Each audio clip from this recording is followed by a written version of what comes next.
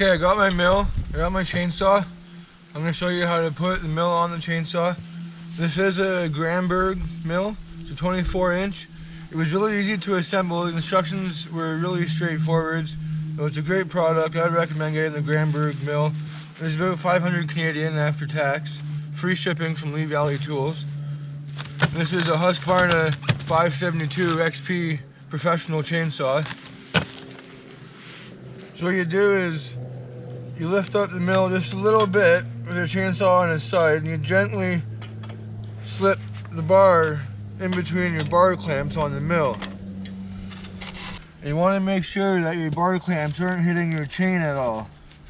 So there's 2 bolts for each bar clamp.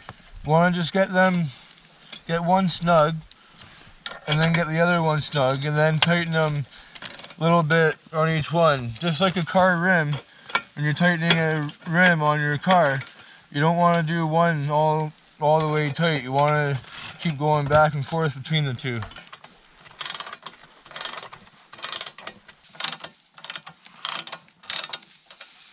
Okay, we got our mill fastened onto our chainsaw, nice and sturdy. Now we have to adjust the rails for the size of board we want to cut. There's 2 nuts here and 2 nuts here. So I'm going to loosen those off, and I'll show you how it works. The ratchet wrenches are really handy for adjusting the mill. They don't have to be crazy loose, but just a little bit loose. There. So you can see how it moved. Now it's loose. So with the Granberg mills, you can go from 1/2 inch thick all the way up to 13 inches thick. The nice thing with these Granberg mills is that they have a ruler that goes up to these vertical posts, and that is so you can gauge how deep you want your cut to be. You line the top of these black brackets up with the mark on your ruler, and that is the depth you're going to cut. And that also is the measurement from the tooth on your chain to the bottom of these aluminum rails. The maximum you can cut with this is 13 inches, maybe actually 14. Here I just noticed that the ruler does go up to the very top, so that would be 14 inches.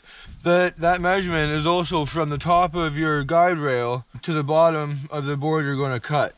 So my guide rail is 4 3/8, and I want to cut a 1-inch board, so I have to set this to 5 3/8.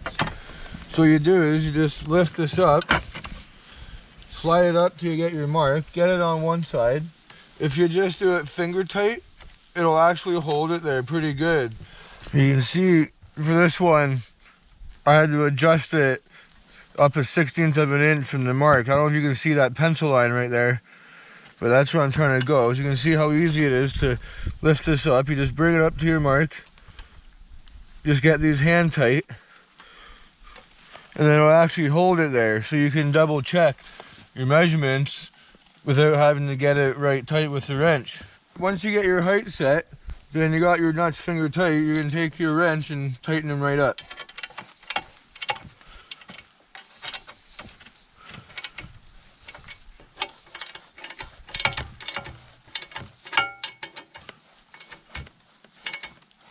Okay guys, there's our mill put onto our chainsaw. I do recommend that as you're milling, check your bar nuts periodically and make sure they're tight. What's happened to me is that as I'm milling, the bar nuts are coming loose. I'm not sure why. All I can think of is that they warm up from being cold and get loose and vibrate off. What actually did happen is the first time I was milling, I got done my second plank, and the chain came right off. And I looked at the bar nuts, and one was completely loose and the other one was partly loose. And all the tension of the bar moving around actually bent the tensioner screw. So make sure you keep your bar nuts tight. Behind me here, I actually do have a cant that I've been milling. In case you're wondering, a cant is a log that has one or more sides cut off in the process of milling. So if you want, I'll show you how to mill your own boards with an Alaskan chainsaw mill.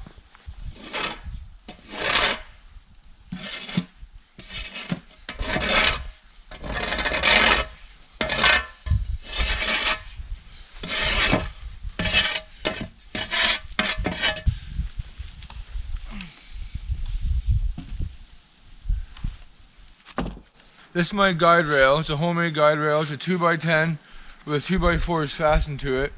I put the 2x4s on it because the 2x10 developed a warp. And when I put one row of 2x4s on the 2x10, instead of the 2x10 bending to the 2x4s, the 2x4s bent to the 2x10. So I doubled up the 2x4s in the center, and that worked pretty good. It's pretty darn straight. It was a lot cheaper to do it this way than it would be to buy two Granberg easy rails. This guide rail is 12 feet, so I can have 10-foot lumber and still have lots of room on the guide rail to start the cut and finish the cut. What I like to do is toenail my screws from the end of the boards up into the guide rail.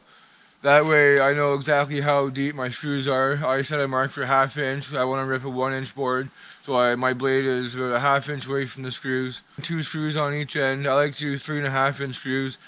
I would recommend having your guide rail go past your log about a foot on each end. That way you can rest your mill on your guide rail and cut into your log and finish your log without having any snipe. Snipe is when your blade goes up or down at the very end and you don't get a very smooth cut on the ends. You can see here I'm able to rest my mill on my guide rail and get a nice smooth entrance into my cut.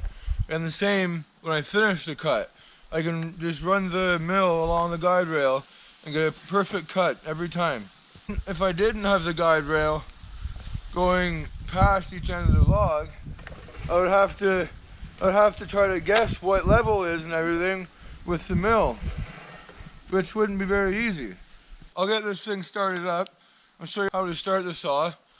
One thing I wanted to mention is I made a Facebook post a while ago about using my Husqvarna 572xp chainsaw for milling logs, and some people were saying things like, "You're going to blow your saw up running it like that. You're going to blow your saw up revving it so high."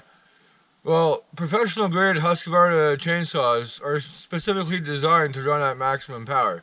So I'm pretty sure I'm not going to blow my saw up just because I'm ripping a couple logs. Chainsaws can be a bit tricky to start in the winter sometimes.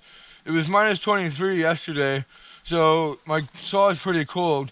You definitely want to let it run for a few minutes just idling before you actually put it to work. And you choke on the back, pull it out, and then lift it up. This is a big saw. This is a 70cc saw, Husqvarna 572xp. There's a decompression valve right here. You have to press that in before you try to start it every time. Even after it burps, you want to press that decompression valve again. Press the primer ball a few times. Decompression valve. Oh, there's a little bit of a burp. That's normal. Prime it a couple more times. Decompression valve again. Choke off.